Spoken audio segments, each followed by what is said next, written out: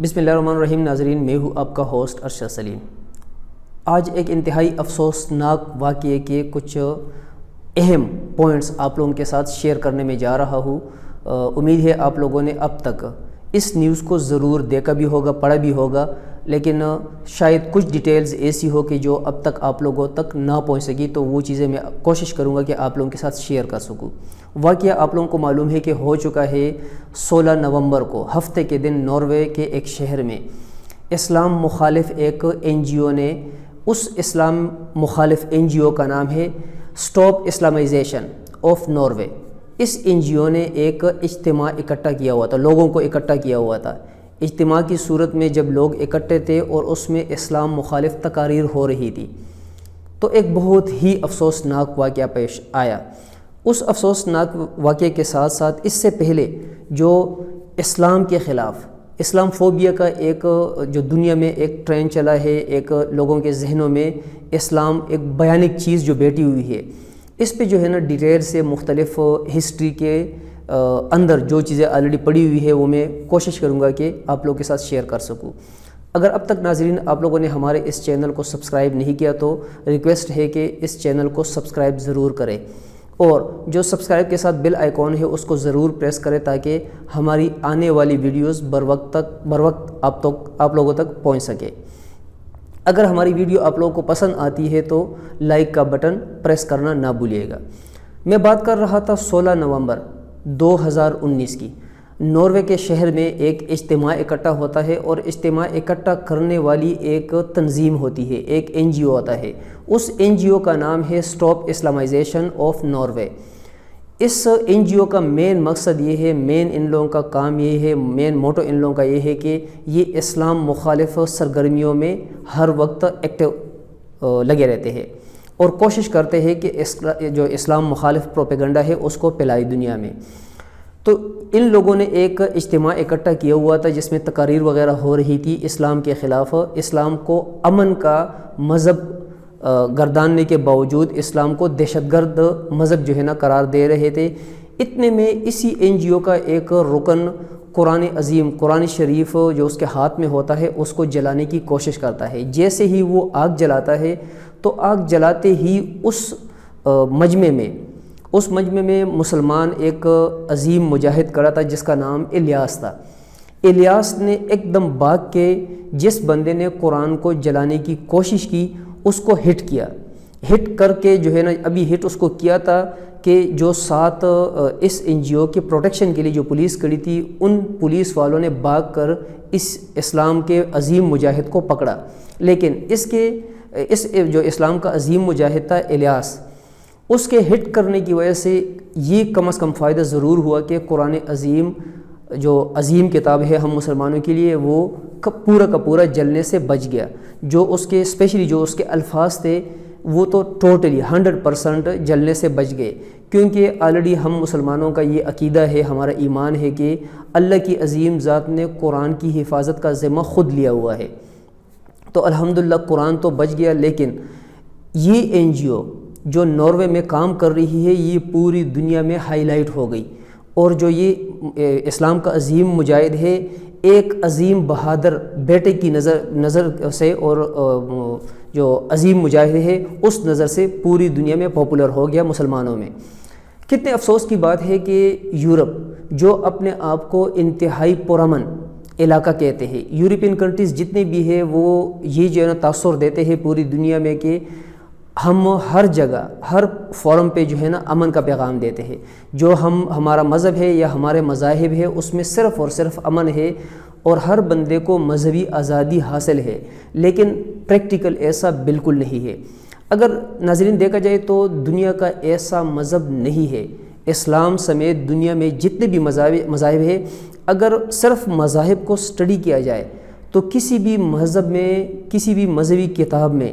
کسی بھی مذہب کے لیڈر جو ان کے رہبر ہے ان کے کسی کتاب میں یہ کہیں پہ بھی نہیں لکھا ہوا کہ آپ کسی اور مذہب کی توہین کریں، بلکہ ہر مذہب کے اندر اور ہر مذہبی کتاب کے اندر دوسرے مذاہب کے احترام کا درس دیا گیا ہے۔ لیکن افسوس کی بات ہے کہ دنیا میں اسلام فوبیا بہت تیزی سے پھیل رہا ہے۔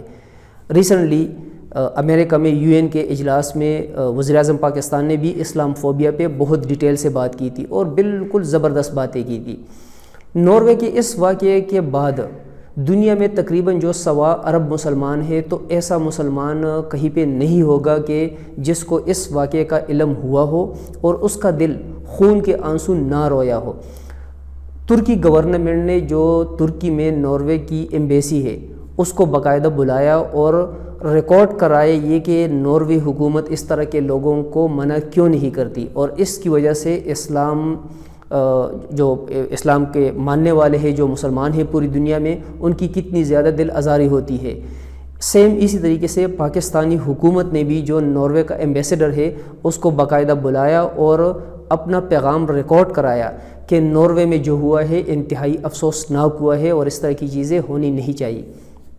اگر تھوڑا سا پاسٹ پہ جو ہے نا ہم لوگ نظر دوڑائے تو پاسٹ میں بھی جو ہے نا اس طرح کے واقعات کافی زیادہ ہوئے ہیں کہ کبھی تو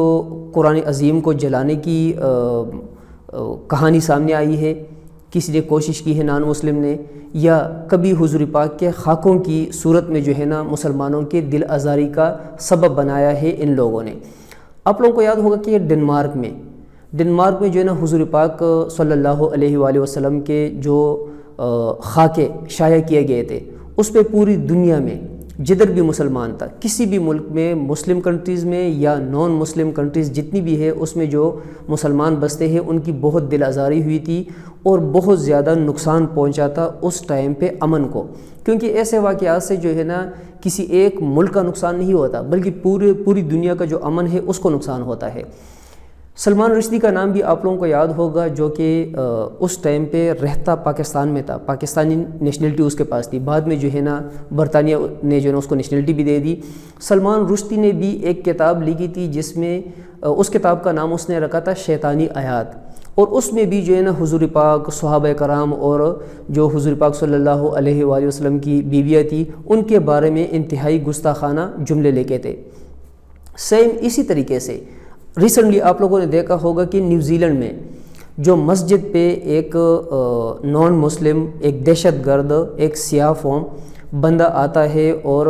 سفید فام بندہ آتا ہے اور وہ جو ہے نا مسجد کے اندر نمازیوں پہ فائرنگ کال دیتا ہے، جس سے بہت سے لوگ شہید ہو جاتے ہیں۔ یہ صرف اور صرف مین ریزن تھا اسلام فوبیا۔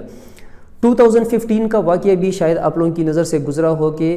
امریکہ میں ایک آرگنائزیشن ہے امریکن فریڈم کے نام سے، اس جو امریکن فریڈم ہے ان کی ایک رکن، ایک خاتون تھی، 2015 میں اس نے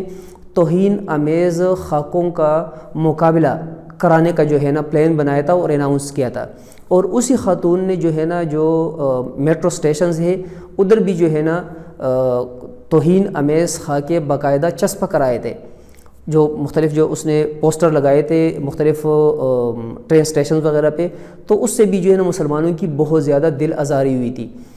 آپ لوگوں کو ضرور یاد ہوگا کہ بنگلہ دیش میں بھی جو ہے نا بہت بڑا واقعہ ہوا تھا کہ ایک ہندو بندے نے سیم کارروائی کی تھی اور مسلمانوں کی دل آزاری اس سے ہوئی تھی، جس سے بنگلہ دیش میں بہت زیادہ جلاؤ گراؤ ہوا تھا اور مجبوراً جو ہے نا فورسز کو بیچ میں انوالو کرنا پڑا، سینکڑوں بندوں کو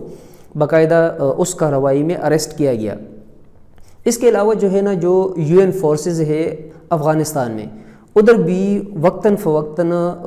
جو توہین قرآن ہے اس کے واقعات ہوتے رہے ہیں۔ حالانکہ اگر دیکھا جائے تو اسلام ایک امن کا مذہب ہے، اسلام میں کہیں پہ بھی جو ہے نا کسی بھی کتاب میں، قرآن کریم میں بھی، احادیث کی کتابوں میں بھی، یا کسی بھی عالم جو ایکچوئل عالم ہو اس کی جو شائع کردہ کتاب ہوتی ہے اس میں کبھی بھی آپ لوگ یہ نہیں پڑھیں گے، کسی حدیث کا جو ہے نا آپ لوگ ذکر نہیں کر سکتے، آپ لوگ اس کا حوالہ نہیں دے سکتے کہ جس میں لکھا ہو کہ اسلام امن کا مذہب نہیں ہے بلکہ انتشار کا مذہب ہے۔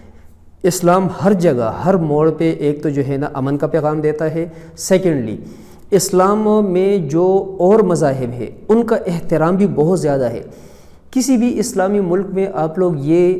مثال نہیں دے سکتے کہ فلانا اسلامی ملک ہے اور اس میں دوسرے مذاہب کو ان کے جو اپنے مذہبی عبادات ہیں ان کی اجازت نہیں ہے، اوپنلی وہ اپنے مذہبی عبادات کر سکتے ہیں، ان کی عبادت گاہیں ہیں۔